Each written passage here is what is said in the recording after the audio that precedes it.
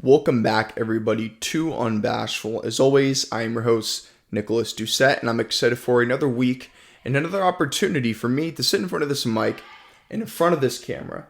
And we got a lot of exciting things to discuss in today's podcast. As the title suggests, Joker 2 has begun its development. We're going to get into that. And a lot of other news regarding some very, very exciting things to come in the film world. But the first thing we're going to talk about is the Batman. And I know for some of you, it's like, again, like, I'm sorry, I'm really excited for this film. But I think this is an interesting topic of discussion because I've seen a lot of people in the community and, you know, people that are fans of Batman, obviously, have been asking the question really for the past, year since this film has kind of been announced and people have been getting excited for it. And that question is, will this film be a part of the D.C.E.U. at some point or another? And for me, my answer is no. And at least not right now. And I think there's a couple reasons to tell us why it's no, because as of right now, it is a no. It's not even like, my opinion.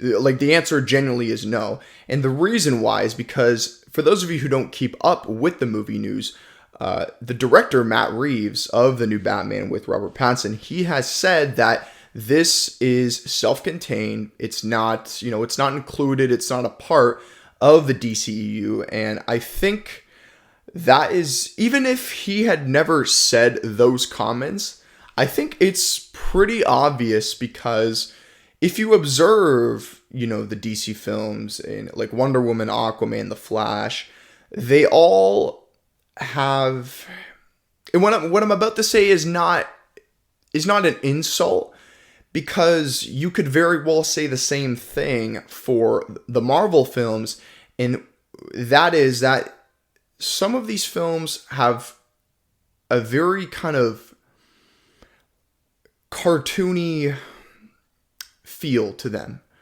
a very cartoony kind of look. And I think a good example of that is Aquaman, because with Aquaman, I think that film probably has the most CGI and visual effects I've ever seen in a film. And a lot of people would counter and be like, well, the film is supposed to be taking place underwater. Of course they have to. And that is true. But I'm just being objective. Like, generally speaking, like, I know they can't film a movie underwater like that. I'm well aware of that. But, you have things like seahorses, like, people riding seahorses and sharks and all kinds of, sea creatures. So if you look at a film like that and you look at a film like Wonder Woman 1984 and the upcoming Flash and, some of the Snyder films like the, Justice League and all that, the Batman, I think, is very grounded, a lot more grounded compared to those films. It has a very, noir kind of detective feel that, we've heard people say that before as well, and I agree with that.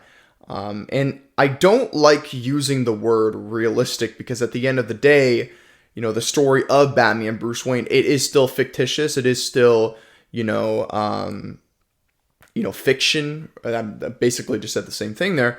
But that is the case. But if we compare it to the other DC films, because those other DC films, they have a theme and they have an atmosphere that they've created. And that, like I said, that is not a judgment, because that theme and that familiarity and that consistency, that's what has made, Marvel, for example, and DCEU, that is what has made these characters in those collective shared universes. That's what's made them so beloved and successful, in this industry. So that in no way is judgment. But for me, the Batman, it gives me, it gives me Fincher vibes, David Fincher vibes. It gives me sort of those kind of, looks to the film. It kind of, like I said, gives me a dark sort of crime thriller aesthetic. That is something we've never really seen in a comic book film. I think the closest representation, sorry, I just want to make sure that we're still good. Before we continue, I already started this podcast, I was about 10 minutes in, about half an hour ago. And on my computer here, you can see it's not facing me, so I can't see the screen. And when I was like I said, I was 10 minutes in, and then I looked over, and then it wasn't like the audio on the software I use, Audacity, wasn't even recording. So that's always annoying. So I had to restart. I mean, it could have been worse. I could have been like an hour in, and I could have just realized that. But anyways, where was I? Oh yeah, the sort of familiarity that I see. I definitely am reminded, like I said, Fincher, a little bit of David Lynch. I already mentioned that. Yeah, sorry, Christopher Nolan. His Dark Knight trilogy, I would say, is the closest to how grounded of a superhero film that we've seen. But even then, this film looks very, very different, especially with the character of Bruce Wayne. You know, Bruce Wayne, the Christian Bale Bruce Wayne, that is, he was a lot more extroverted. He seemed a lot more social than this Bruce Wayne. This Bruce Wayne that we're seeing with Robert Pattinson looks a lot more moodier, a lot more reserved, and doesn't really seem like he wants to be seen very much. Very much an introvert, right? And, some of those qualities that an introvert has. And I myself am, kind of an introvert as well. So I can sort of relate to that. He doesn't really seem like he wants to be outside very much. Like, in the funeral scene, he doesn't look very comfortable. So very, very different in terms of tone, and scale, cinematography, everything down the line. It looks less like a superhero film and more of a crime drama, with Batman being a part of it, is the best way I can say it without going on too much of a tangent here. Just trying to make sure I hit every single kind of note here. But that pretty much answers the question. I think down the line, because I think we're all expecting there to be a trilogy at the very least of these new Batman films with Robert Pattinson. Once that trilogy happens and the writers and if Matt Reeves, is still a part of this universe, if they feel like, okay, we've done our trilogy, we've told our version of Bruce Wayne's story, we've completed his arc as Batman. DC, Warner Brothers, you guys are free to do with our version of this character, with what you want to do, whatever. I kind of worded that bad. But basically what I'm saying is, once they've had a couple films, maybe 3, and like I said, they've completed that arc, then maybe at that point, D.C.E.U. wants to do their kind of Avengers Endgame, if you will. By that time, we'll have to see what happens with Justice League, and then maybe they could bring Robert Pattinson in. But that is just pure speculation. That may never happen. That remains to be seen. I guess only time will tell. But for right now, for the foreseeable future, I would not expect to see this Batman involved in the D.C.E.U. And I think Matt Reeves even mentioned that when they were developing this film and before they had casted Robert Pattinson, they were still trying to figure out what was going to happen with Ben Affleck, because Ben Affleck and Jeff Johns, they both co-wrote the script for the original solo Batman film. And Matt Reeves, I'm paraphrasing, but he said something along the lines of, look, like, I read the script. Sorry, that's my cat, if you can hear that. Matt Reeves said, look, I read the script, and by no means is it a bad script. It's a good script. But for the kind of story that I'm looking to tell, I don't want to have to, prioritize having to include other DCU characters and having to reference other events and other things that have happened in this shared universe. That isn't the story that he wanted to tell. He didn't say it was a bad script, because I would have been curious to see how that would have played out. I know that Deathstroke likely would have been the antagonist of that film. But like I said, I just don't think that fit the vision that Matt Reeves had. And I'm glad that we're seeing him get to tell the story that he wanted to tell and the vision that he projected and saw way back when. So moving on, we got Joker 2. And like the title suggests, as I mentioned, it is coming sooner than we probably think. And this is very exciting. Now, the film has begun its early development. Several news sites and outlets have actually revealed that the first draft of the script has already been submitted to Warner Brothers, so that's very exciting. And just as for the sequel itself, I mean, no surprise here. We all saw this coming. I mean, a film that is made for essentially a dime, and the return you get is a little over $1 billion. You are definitely going to at least consider the idea of making a sequel, whether you intended on making a sequel or not, or whether you wanted to keep this as a standalone film. Whoever is financing this film, and whoever's job it is to focus on the financial side of it, like the executives up at Warner Brothers, they are going to say, okay, look, we know that you intended on having this being a one and done, but look, the reality is this was a huge success, and the audience is going to want more. And when the audience wants more, that means we make more money, essentially, in a nutshell. And we do know that the director, Todd Phillips, he's expressed his appreciation for having this film, obviously self-contained, because we know that, like the Batman, we also know that this film in particular is also not a part of the D.C.E.U. I think they gave like a name for films like the Joker and where to put them. I think it's called DC Black Label because this film is rated R, being the Joker, and obviously, like I mentioned, the D.C.E.U. has that kind of very has that familiarity in terms of theme and aesthetic and things like that. So obviously, Joker doesn't fit that, so it's not a part of the D.C.E.U. like the Batman. But this film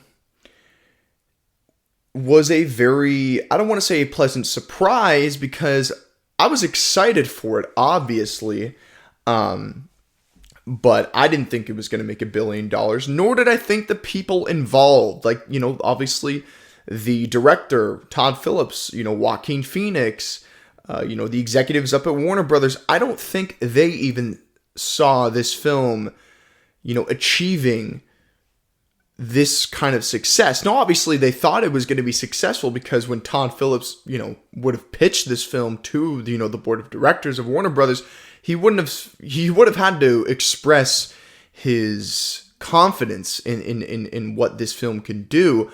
But I still don't think that neither he or anybody else involved expected it to reach the heights that it did. So because of that, you sort of have to sit back and reevaluate, like, okay, I didn't want to make a sequel, but film made $1 billion. If I sit back, I probably think there is some territory that, we could explore. I'm obviously not speaking for them or anything. That's just kind of, from an outsider like myself looking at the situation, that's probably how they're approaching it. And like I said, we already know that the film's in development. They've handed in the first draft of the script, so they are working towards it. And, to some people, news like this could discourage some fans, because there are a lot of people that probably share that same kind of admiration for, creating this beautiful, elegant story, depicting, the stigma behind mental health, especially back then, because the film takes place in like the 80s and the 70s, and mental health was at that point, we're still dealing with that today with that kind of stigma and negative outlook on mental health. But back then it was worse than ever. Back then they were still doing things like lobotomies and things like that, and shock therapy and all that fucking horrific stuff.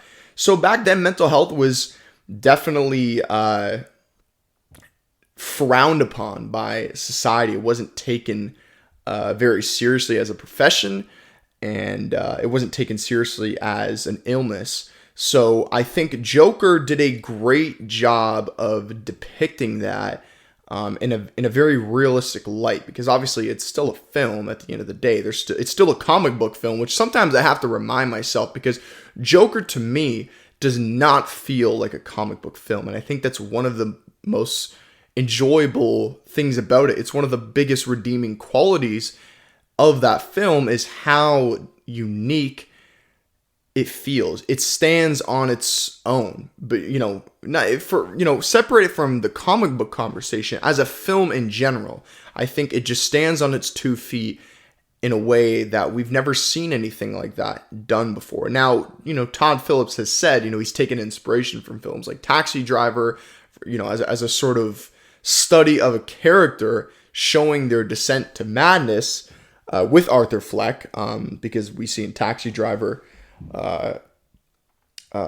Travis Bickle, I think his name is. I'm drawing a blank, but we instead of seeing a descension to madness for him, we're seeing this ascension to him being like this vigilante. But anyways, I don't want to get off topic here. But just talking about the idea of where this film could go with the Joker. I just want to check the time here. I think there's actually a lot of exciting territory that they could explore because the film ended on a very open note. Obviously, Arthur Fleck didn't die, so the character still exists. We see that he breaks out of Arkham Asylum. And I think that there is a lot of exciting possible narratives they could explore. Because with the Joker, we sort of see a character study of somebody who is obviously not healthy. They're not in the best condition physically because we see how skinny he is. He looks malnourished. And obviously mentally, because we see in the beginning of the film, they reference his time in Arkham Asylum. And he's taking several different, medications to sort of help with his mental health. So he already wasn't in the best condition. But we see that get even worse. But if we're just talking about the Joker as a character, as we've heard many times people say, the clown prince of crime, they have yet to really fully flesh that out with this version of the Joker with Joaquin Phoenix. So I think that they could explore more of the crime side. They started to do that because obviously Arthur Fleck, killed those guys on the subway, but we haven't really kind of seen that crime, boss of Gotham that we've seen with the Joker. So I think that they could really kind of fully flesh him out as the Joker, maybe tune up the costume a little bit, make it a little bit more comic book accurate, but I'm also not one of those people that says everything needs to be comic book picture perfect. I'm not one of those people because if the directors and the writers and the creative process when they're developing a film, if they just completely stuck or copied and paste things like costumes, stories, narratives to the big screen, it would be silly with some of the things. If they just strictly run off the source material, it would kind of be silly at times. And obviously we've seen they've never done that. That's why they still have yet to do the fully comic book accurate costume for the Wolverine because it kind of is silly in a way. I know that's subjective, but that's just my opinion. And I think that kind of represents that thought of like, not everything has to be comic book accurate, but sometimes, you do like to see a little bit of inspiration. And like I said, I'm not saying they have to go bright green hair because he already has the green hair with Joaquin Phoenix's Joker, but maybe change up the suit a little bit because I don't have a problem with the suit. I appreciate the sort of like red orange kind of blazer that he has and the yellow and green sort of undershirt.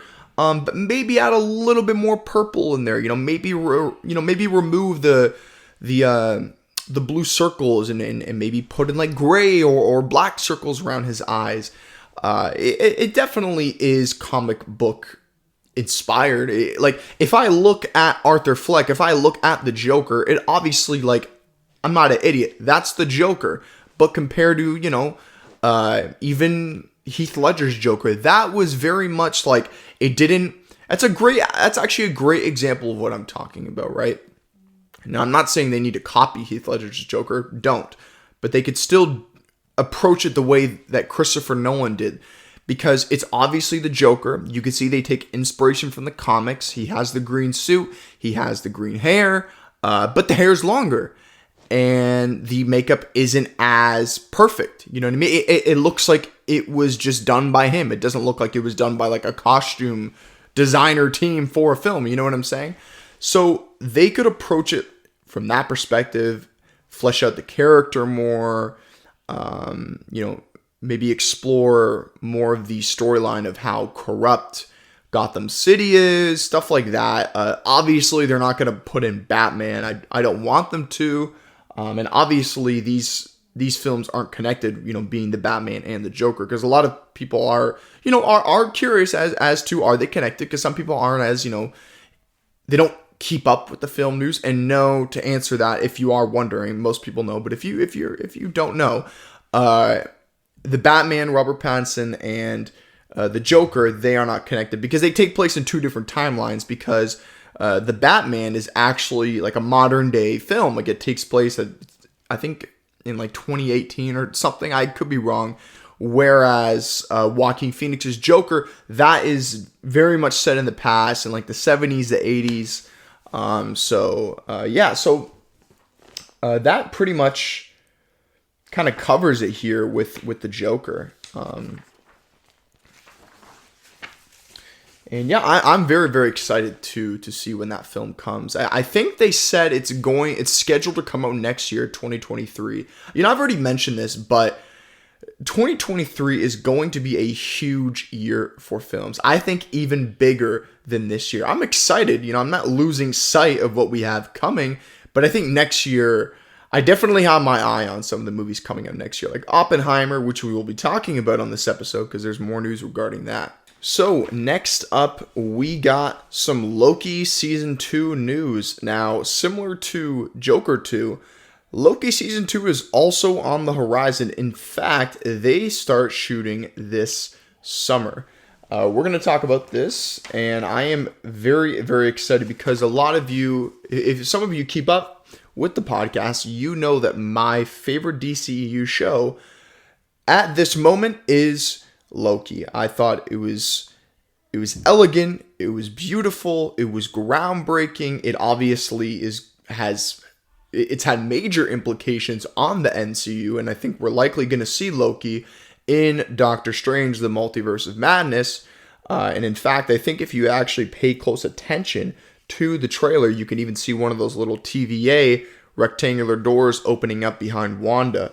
So this show is, I think it's magnificent, and I've just been eager to see when that season 2 is going to come out, because we know that it is coming. If you watch the, season 1 of Loki, there's a little end credit snippet of like a file, and on the file it says Loki will return in season 2.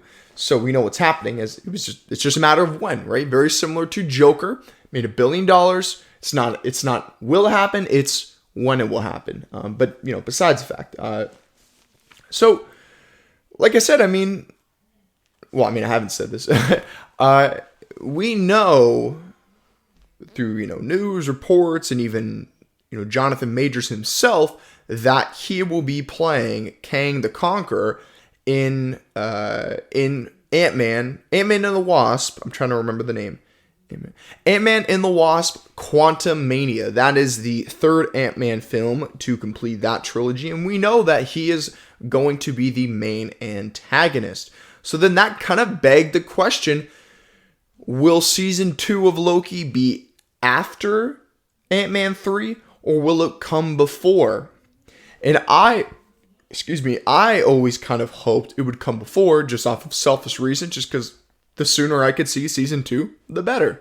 And with the ending of that show, it obviously ended on a massive cliffhanger.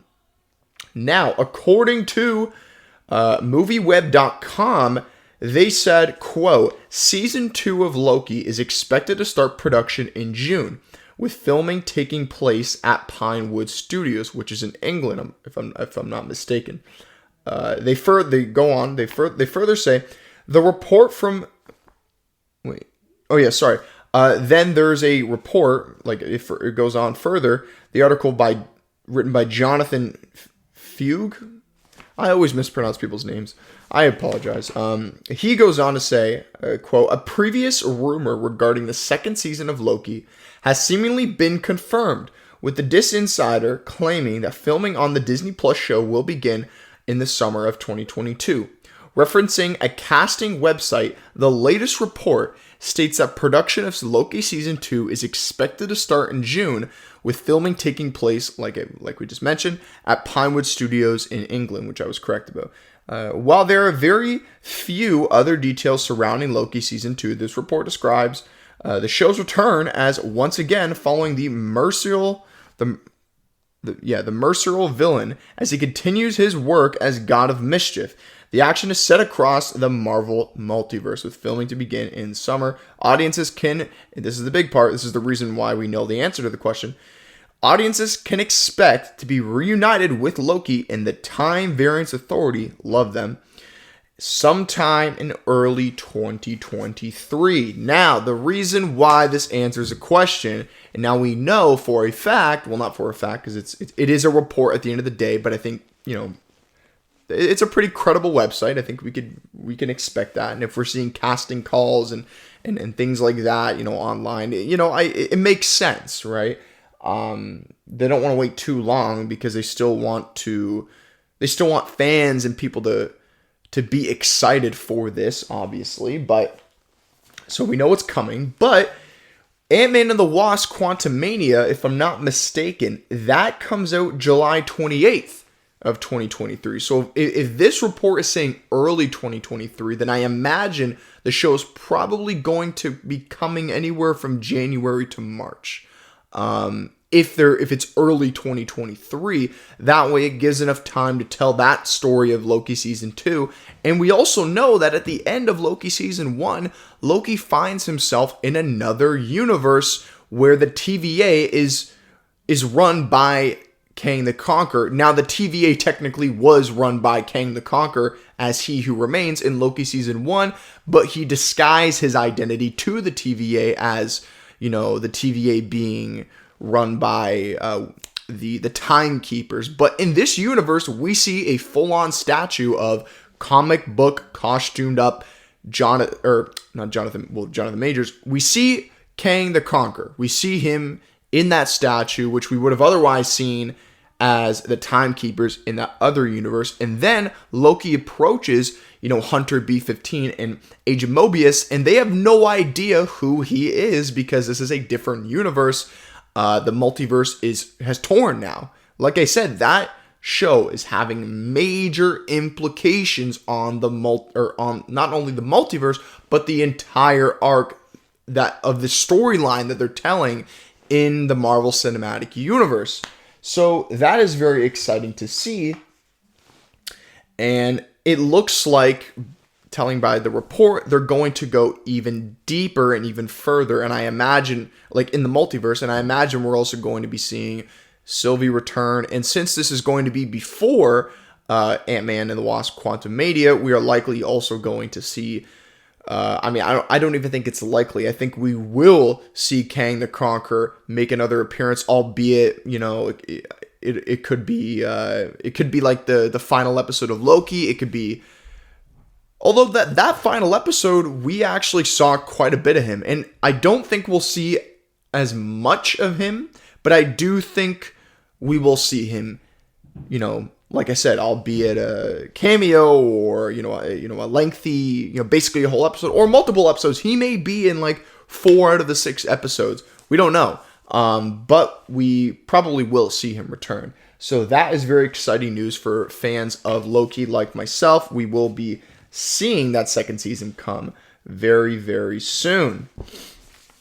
Moving on here. What do we got? We got the Oppenheimer news. Yes. Let me just make sure I hit every point here. Yeah. So on episode 9, I believe that was the episode when I talked about the news with Oppenheimer regarding the castings and things of that nature. At that time, I think we had obviously heard about Cillian Murphy, who's playing J. Robert Oppenheimer. We know that for a fact. But we also heard about castings like, Robert Downey Jr., Emily Blunt. Who was the other person that was casted in that as well? Matt Damon. We heard about Matt Damon. So we heard about those other three other cast members that we heard about, but there was no confirmation as to who they will be playing, in that, because this is essentially a biopic. This is depicting a real story about J. Robert Oppenheimer, the guy who was behind the whole, creation of the atom bomb. I did some research. I talked about it. They created the little man and the fat man. My memory on that is kind of vague. I don't want to sound stupid. If my memory serves me correctly, I think that's the names of the two bombs. One of them was dropped on Hiroshima, the other was dropped on Nagasaki. But I can't quite remember. It's been a little bit of some time has passed since I was looking at all that research.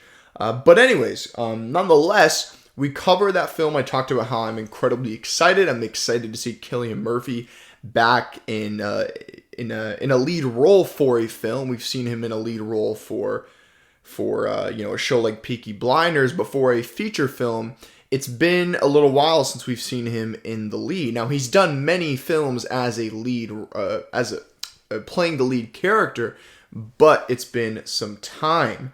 Now, he's done some great work in sort of that supporting actor role. I thought he was fantastic in A Quiet Place Part 2.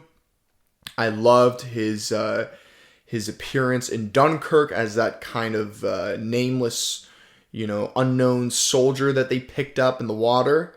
That was great. I loved, obviously, he was fantastic in Inception. So he's done quite a lot of, even the films that he's done as a leading man, they've all been fantastic. I think my first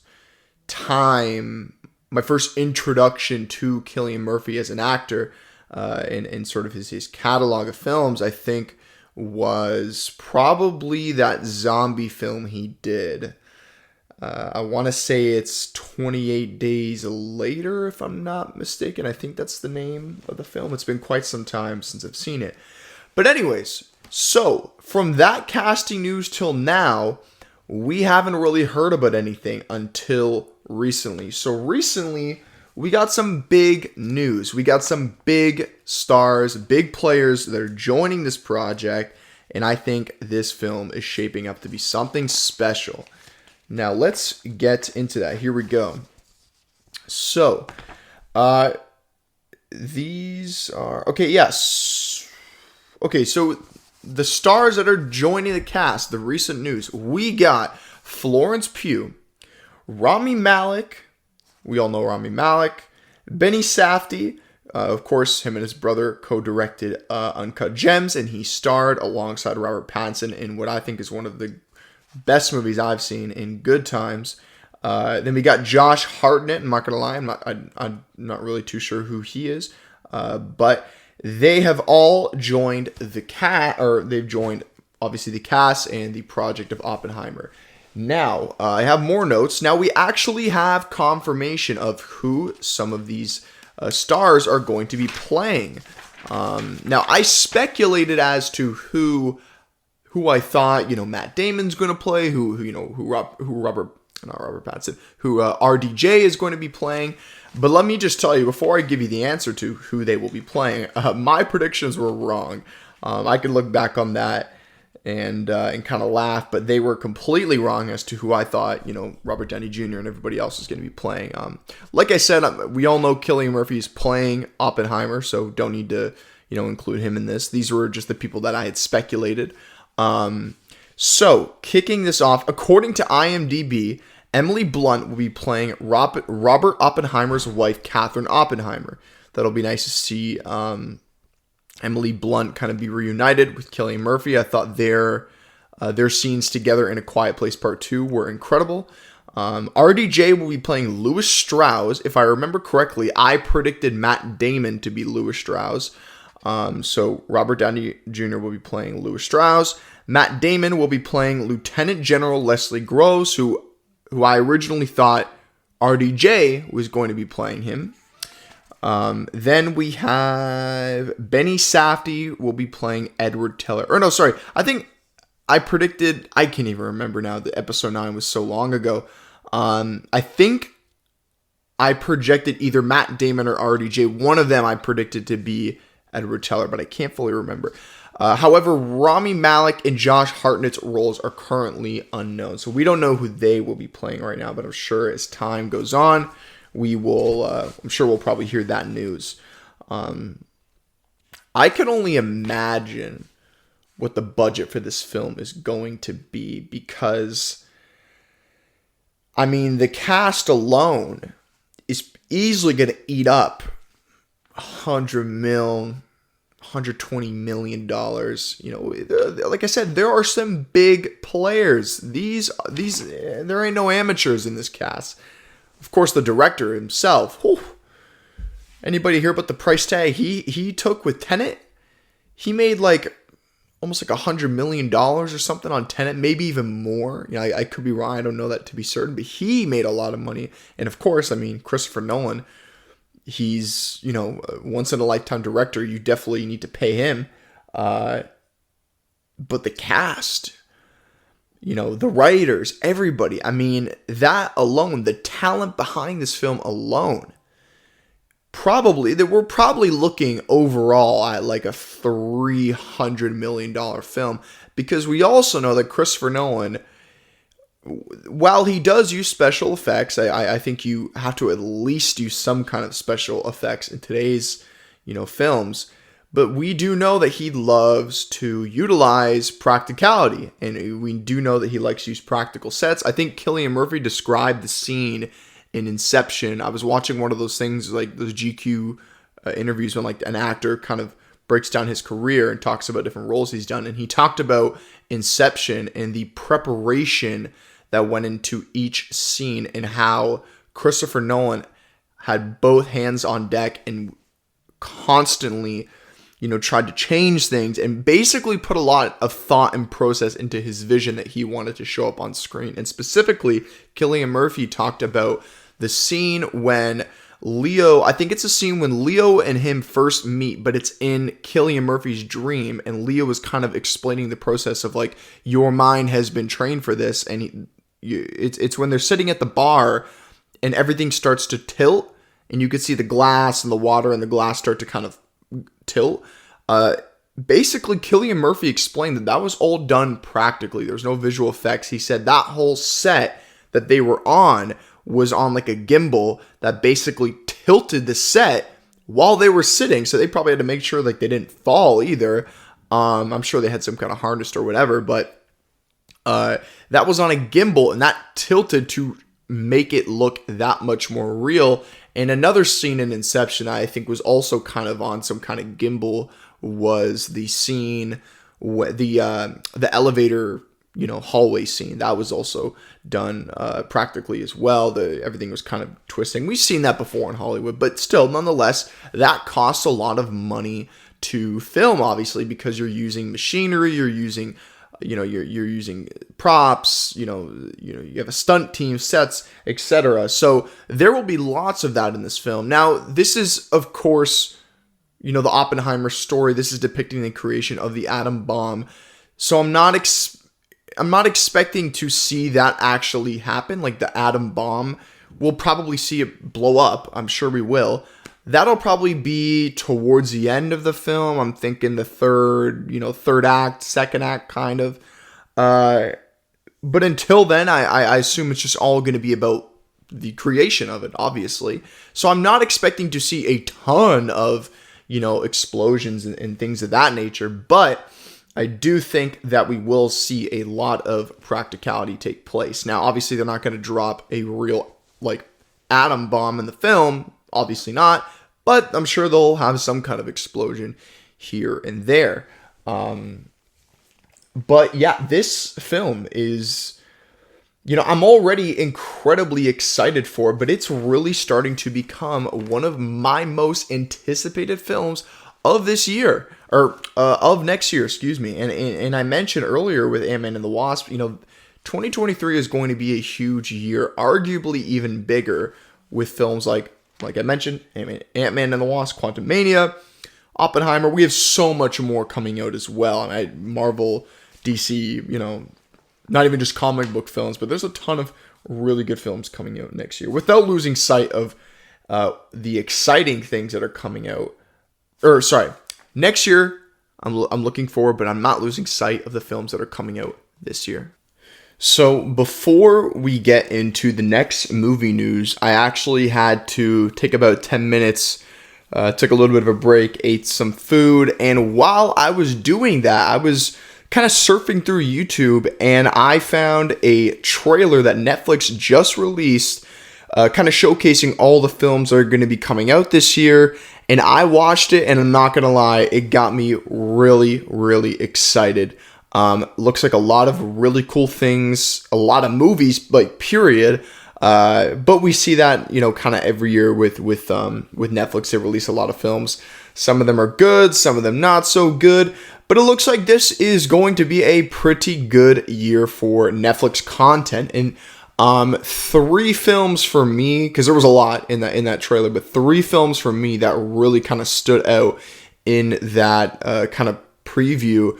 There was one film, and keep in mind they literally showed probably like 12 films, like teasers in this trailer. So each kind of film only got about 10 seconds, per showing in the trailer. But 3 films for me that really stood out in that trailer that got me excited and put a big smile on my face was one film.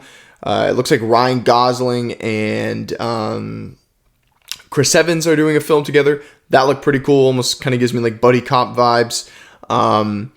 The second film that stood out to me is this Adam Sandler film. And I did hear about this. It's like he's doing like this kind of basketball kind of movie. And for those of you who don't know, Adam Sandler is a huge NBA fan. And there's actually a couple stars that were in the trailer, like in that shot. I think I saw Anthony Edwards. I think he's going to be in the film. Probably several other NBA players. So that is exciting. Always good to see Adam Sandler in an upcoming project. And then the last film, and it makes sense why they left that one for last, because it's probably going to be their biggest of 2022, is Knives Out 2. They showed a very, very quick clip. I have seen some behind the scenes footage of that. And it definitely looks like a completely new cast aside from Daniel Craig returning, obviously. And I haven't covered this on the podcast, but about a year ago, if I'm not mistaken, Netflix sold, the writers, I think, or the directors sold the rights for Knives Out, like the property of Knives Out, to Netflix for, I think, something of like $400 million or something like that. And Netflix now owns the Knives Out property, and I think they've scheduled to make 3 Knives Out films, like a sequel to the first one. And I think each film will probably have a new set of, have a new cast, but Daniel Craig will return as that detective that he played. And I'm sure he'll return for each of those films, kind of just telling a different story, a different case that he worked on. So that is very, very exciting. I thought I would just quickly address that. I thought it was worth talking about. I didn't even have that in my notes, but I saw I watched the trailer, and it really did get me excited. I found myself with a big old grin on my face after watching that trailer. But anyways, so that's it for that. Now, to get into the last piece of news I want to cover for here today, right before I shot today's podcast, I actually just found out that Dakota Johnson has been cast to play Madam Web. Now, a lot of you are probably just like, whoa. Who's Madam Web? Madam Web is a extremely pivotal, she's an extremely pivotal character in the Spider-Man universe. Now, I'll be honest, I myself too, I don't know much about the character of Madam Web, but I know, brief kind of little snippets. Like, I know she kind of has some kind of psychic ability she can sort of see in the future. But I have a more in-depth description from an article I was reading earlier. But nonetheless, this is a very important, albeit not very well known, to the casual viewer, but she is an extremely important character in, like I said, the Spider-Man universe. And we know that Sony is going, they're putting all their chips. They're investing a lot in this universe. We could obviously, there's Venom. The Morbius is coming out, and we know that Aaron Taylor Johnson was also cast to play Kraven the Hunter in his own film. So they are really kind of expanding that Spider-Man universe and putting both hands on the wheel. But let's get more into detail here. So now this film was reported a couple of years ago to be in early development. But since then, we hadn't really heard anything about the project. And like I said, it's not a very well-known property, kind of like something like the Guardians of the Galaxy when that got announced. Some people know the Guardians of the Galaxy, obviously, but most of the casual viewer isn't quite familiar with those set of characters. And even something like Eternals as well had a lot of that. And I'll be honest, I really didn't know the Guardians of the Galaxy or the Eternals, so I myself kind of fell into that casual viewer group. But I am a tiny bit familiar with Madam Web. But like I said, this project was announced, and then we didn't really hear anything from there. We didn't really hear anything else. So I kind of thought that, it's kind of a, not very well known to most viewers. It's, I'm not really hearing anything about it. I kind of just thought that the film and the project entirely was scrapped, or at least put on a shelf, which we've seen many times in Hollywood. But that isn't the case. And speaking of when it got announced, here's an article that came out back in May 20th of 2020. This was by Adam Holmes from Cinema Blend. And the article says, quote, according to Variety, S.J. Clarkson, who's directed episodes of TV shows like Dexter, Jessica Jones, and Collateral, has been tapped to develop a first female-centric movie for Sony's Marvel Universe. And while it is not 100% clear yet who this character is, insiders say there's a strong chance it will be Madam Web. Whose movie was announced as being in development last September. So that article came out several years ago, back in 2020. And like I said, I just kind of just got the impression that the film was being, put on hold, I guess. But like I said, that's not true, because today we got the big news that Dakota Johnson obviously starred in the 50 Shades films. She's done many other films as well. I really liked her in Peanut Butter Falcon, which I just watched recently for the first time, and she had a very minor appearance in The Social Network, but I liked her in that as well. I haven't seen all her films; those are just the ones that come to me off the top of my head. But she's a great actress, and I think it's a great choice for this character. Now, like I said, I know very few details about the character, but I was doing some research, and here's a more detailed description for those of you who are like me that don't know much about Madam Web. This description comes from Joe Price of Complex. Quote, the character of Madam Web, also known as Cassandra Webb, is typically depicted as an elderly woman with, okay, I'm definitely going to mispronounce this, myasthenia gravis. Often accompanied by a life support system, the character has utilized her clairvoyant powers to help Spider-Man Spidey fight crime. I'm really sorry. I guess I forgot how to read today. So hopefully you understood what I was trying to say. So yeah, those are kind of some brief details about the character. Like I said, I was also doing some more research, and a lot of people say that she can sort of see in the future, and apparently in the comics she found out Spider-Man's identity without even meeting him. So I mean, that kind of shows you her showcases rather her abilities and her powers. Apparently she is kind of like she's not necessarily like an enforcer. Like, she's not going to go out and start kicking you and punching you. She's more of just an extreme kind of intellect, and she has these, abilities that all just come from the power of her mind. Almost like a Professor X, if you will, of like the Marvel, Spider-Man kind of universe.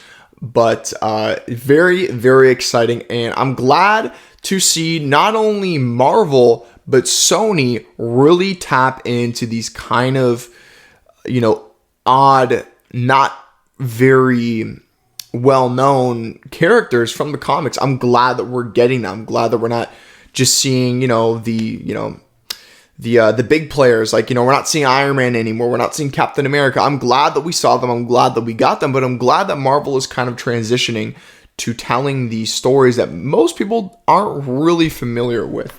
And I'm very, very excited for that. So anyways, guys, that's it for the news, and that's it for today's podcast. We are episode 20. Things are going great. I'm happy with where this podcast is going, and I got a lot of goals and a lot of exciting things that I hope to accomplish in 2022. And I got a lot of other, cool little things I'm working on the side with my acting that I will talk about in the future as that kind of unfolds. But yeah, that is going to wrap up episode 20 of Unbashful. I can't even believe we're already 20 episodes in. And yeah, I'm excited to keep on going. So thank you all for listening and watching, and I will see you on episode 21.